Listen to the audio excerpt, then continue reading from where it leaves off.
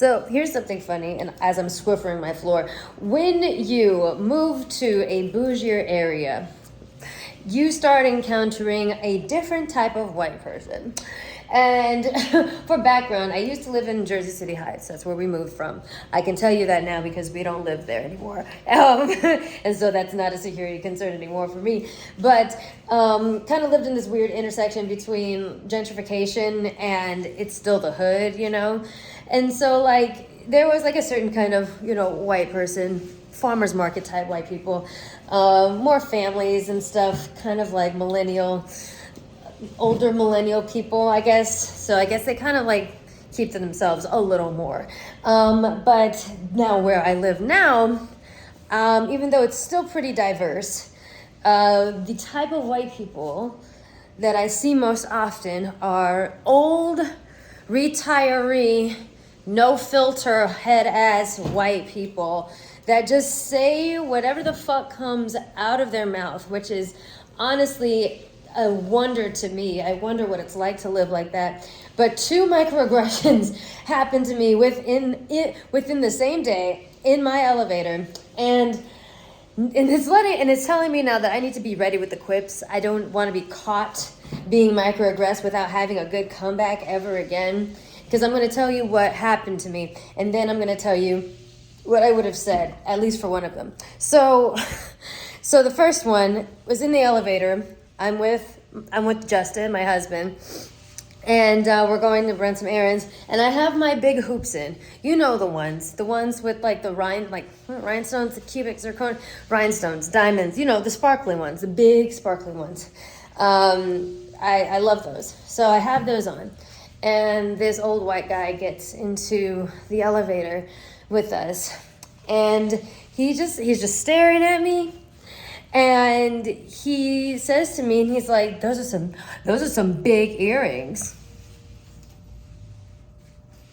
And I'm like, yes, they are. Like, what the fuck? Like, what an observation, my guy. Like, what the fuck you want me to do about it? And like, we just stare at each other for the entire elevator ride, because that's what he had to say. Those are some big earrings. I'm like, okay. And then as the elevator's stopping, he's like, fun. What? Fun? What are you talking? Those are some big earrings. No reply besides yes they are. Fun. Like the most demeaning, like, you know, talking down ass tone, like, oh, cutie you. And for those of you who don't fucking understand why that's a microaggression, hoops have been associated with black and brown women for years now. Actually, it's a big part of our fucking culture. Even going back to our original homelands, hoops basically came from Africa, and they've been a sign of affluence and wealth.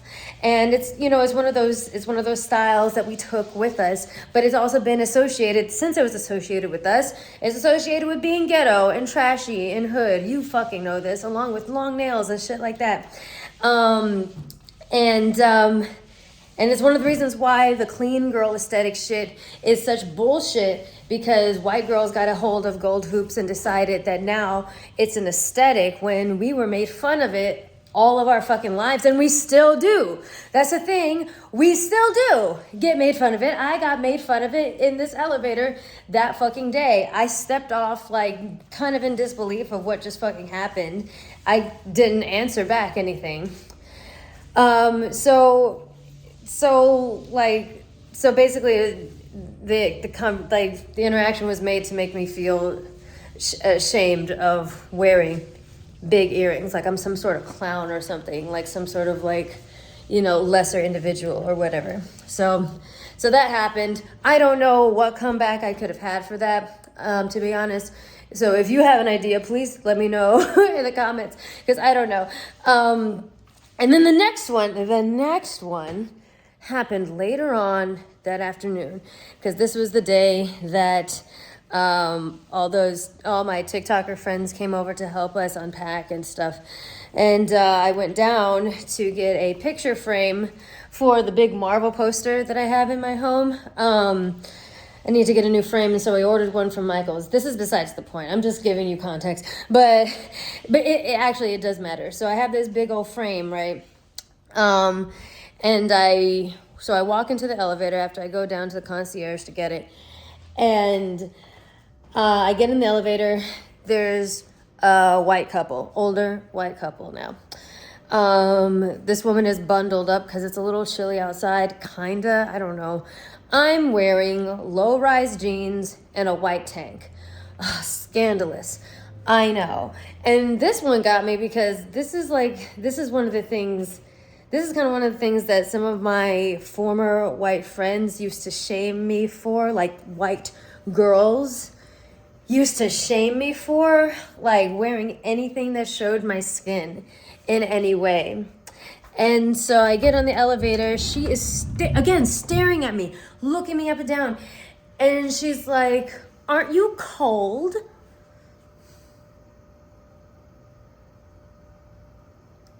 "Aren't you cold?" Like, I'm like, "No, I'm fine." And I just stare at her. And she's like, "Oh, you must be warm-blooded." Okay, warm-blooded? Am I an animal, bitch? Like, what the fuck? Like, oh, yes, no, please. Like, compare me to a fucking mammal on Discovery Channel, warm-blooded. Like some other species. The fuck? Again, so in this one we got like basically insinuating or like compare me to some fucking like just using animalistic terms to describe me, you know. That's also something that's like associated with exoticizing black and brown women as well. Like, "Oh, you're warm-blooded. Oh, you're spicy." The fuck, you know. And then just obviously shaming me for wearing less clothes, showing my midriff, my arms, like, fuck you, you know what I mean? And I just kind of like stared at her when she said that I was warm-blooded. And then her husband clearly knew that his wife had fucked up, and so she starts trying to save it, and she points at the picture that I have in my hand, and she's like, "Oh my God, what a beautiful picture." And I'm like, "Oh yeah." And his husband was like, "Honey, that's just the picture that comes in the frame when you buy it." He pushed her off the elevator. He was just like, "Okay, well, have a good day." I'm like, "Yeah, bye." Like, yeah, fucking get your girl. Now, if I had been in my smart Alex state of mind, I would have been like, when she said, "Oh, you must be warm-blooded," I would have said, "Oh, so are you a lizard person? Like, are you cold-blooded, like a reptile? You look like one." Like, ah! But alas, I wasn't in the mindset. Why? But now I know. Now I know what kind of white people that I'm gonna have to be dealing with living around here, which is whatever, you know. Unfortunately, that's just the facts of life. But those are the two microaggressions, elevator microaggressions that happened to me in one day in the same elevator, 2 different times of the day. So that's just wonderful.